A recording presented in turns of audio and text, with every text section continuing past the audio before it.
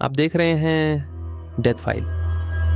अगर आप हमारे चैनल पर पहली बार आए हैं तो सब्सक्राइब कर लीजिए, क्योंकि आज मैं आपको सुनाने जा रहा हूँ एक ऐसी कहानी जो सुनने के बाद आप अपने ही घर पर शक करने लगेंगे। आदित्य पिछले 3 साल से उसी किराए के कमरे में रह रहा था।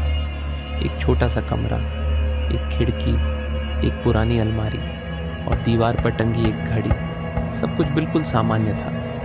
कम से कम उसे ऐसा ही लगता था। एक दिन जब वो ऑफिस से वापस आया तो उसने देखा उसकी अलमारी का दरवाज़ा थोड़ा सा खुला हुआ। वो रुका। उसे साफ याद था वो हमेशा अलमारी बंद करके जाता है, लेकिन उसने ज़्यादा ध्यान नहीं दिया। सोचा शायद जल्दी में भूल गया होगा। उस रात जब वो सो रहा था उसे ऐसा लगा जैसे कमरे में कोई और भी है। उसने आंखें खोली। सब कुछ शांत था, लेकिन अलमारी का दरवाजा पूरी तरह खुला हुआ था। आदित्य धीरे धीरे उठकर बैठा। उसने ध्यान से देखा।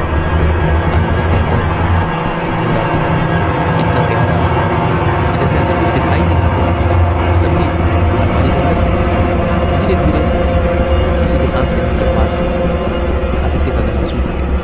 उसने हिम्मत करके पूछा, कौन है वहां? कोई जवाब नहीं, बस वही धीमी भारी सांसें।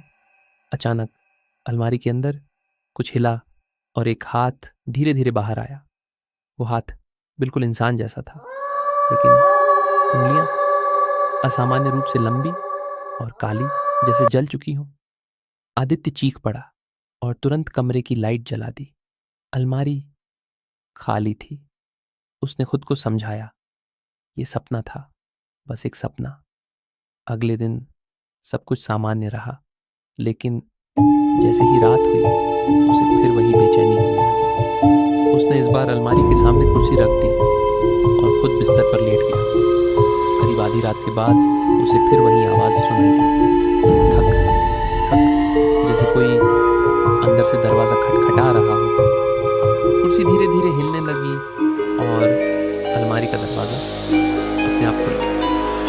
इस बार आदित्य ने साफ देखा, अंदर कोई खड़ा था। एक लंबा काला साया जिसकी आंखें पूरी तरह सफेद थी। वो साया धीरे धीरे बाहर आया और आदित्य के सामने खड़ा हो गया। आदित्य हिल भी नहीं पा रहा था, जैसे उसका शरीर जाम हो गया। साया झुककर उसके बिल्कुल पास आया और उसके कान में फुसफुसाया, तू मेरी जगह रह रहा है। अगले ही पल सब कुछ गायब हो गया। सुबह आदित्य पसीने में भीगा हुआ उठा। उसने तुरंत मकान मालिक को कॉल किया, भैया इस कमरे में पहले कौन रहता था? फोन के दूसरी तरफ कुछ सेकंड खामोशी रही, फिर जवाब आया, तुम क्यों पूछ रहे हो? आदित्य ने सारी बात बता दी। कुछ देर बाद मकान मालिक बोला, 3 साल पहले वहीं कमरे में एक लड़का रहता था। वो एक दिन अचानक गायब हो गया। दरवाजा अंदर से बंद था, लेकिन जब तोड़ा गया कमरे में कोई नहीं था, बस